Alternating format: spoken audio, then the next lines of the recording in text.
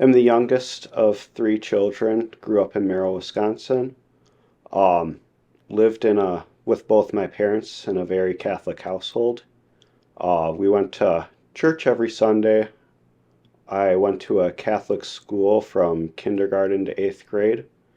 Um, about second grade, I started to serve at Mass, and I feel like that's where my vocation kind of started in a sense, is when I started to serve at Mass. I just felt more just like a calling from God that I'm supposed to serve at the altar in some sort of respect. After eighth grade, I went to a public high school where I kind of started to fall out of my faith a little bit, just not take it serious and just kind of be more of a high school student in that sense instead of like trying to figure out the Catholic faith. So really just kind of had a hard time in high school in that sort of sense and not really being happy or anything. But I kind of had this good relationship with my cousin who was a really good role model for me.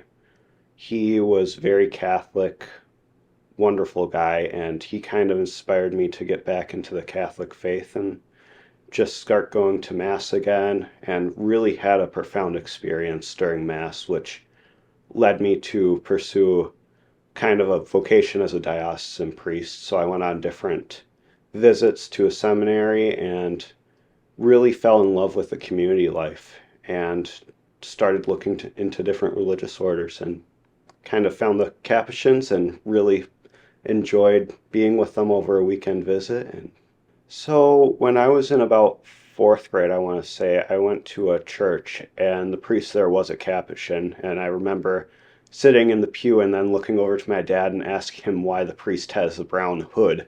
So he told me that they were a Capuchin. And so that was my first exposure to the Capuchins. But after that, I didn't really have any thought about Capuchins or anything. And it wasn't until I kind of started discerning the priesthood and go visiting the seminary and learning about that community life. Then I kind of remembered that talk with my dad about the priest being a Franciscan and looked into the Franciscans and just really loved the service that they do for community.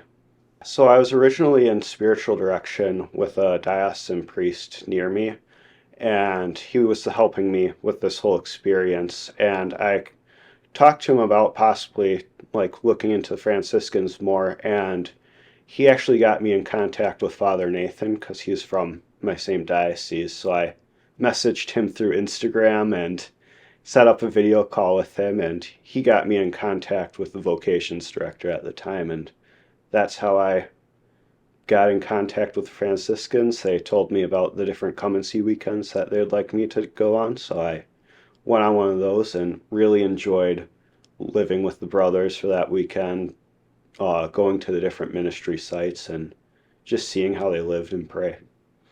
I think the ministry work really draws me in the most. I work at St. Ben's, which we do a lot of work with the homeless, and I more specifically work during the shower and laundry program. So I clean a lot of showers, I help with laundry, but mostly I get to spend time with the guests that come in and just get to know them and learn their stories. And I end up learning a lot from them about how they just have a really good trust in other people to help them like get what they need, and really take that into my own life, especially in the Franciscan sense where we live that vow of poverty and relying on other people to provide for what we need.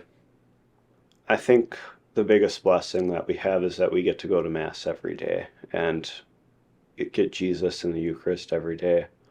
Um, it's just something that I was never really had. I grew up in a really rural town, so daily Mass wasn't always available, and here it is. So it's really just a blessing to be able to come together as a community for Mass every day. I think one of the hardest things is some living in community. Honestly, there's definitely brothers that you don't always agree with, or you don't always agree with the way that things run in the house, but at the end of the day, you're all brothers just trying to live the best you can, be there for each other, and that's all that really counts is that we just try to grow together in holiness. I see myself going down the priesthood route with the Capuchins. I've always had a high respect for priests and what they do, and just getting to sit down over the years and talk to more priests about their stories and hearing how much joy they have being able to minister the sacraments, that's just something that's always drawn me in. So I think that's the end goal, hopefully, with formation, is becoming a priest. I think my advice would be don't be afraid to contact different orders or even just the diocesan vocations office.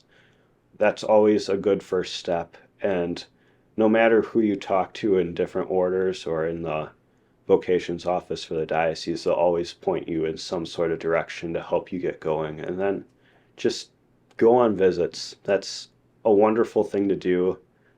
Guys in the houses love having visitors, and it's the only way you can really know if you'll fit this life is by going and visiting and just being with them for a weekend. Yeah, I've really enjoyed living this half a year in this house so far. Definitely been their ups and downs with different struggles going on, different brothers discerning out, which is always wonderful for them that they've learned that this isn't their calling, and we're happy for them. But definitely hard losing a brother.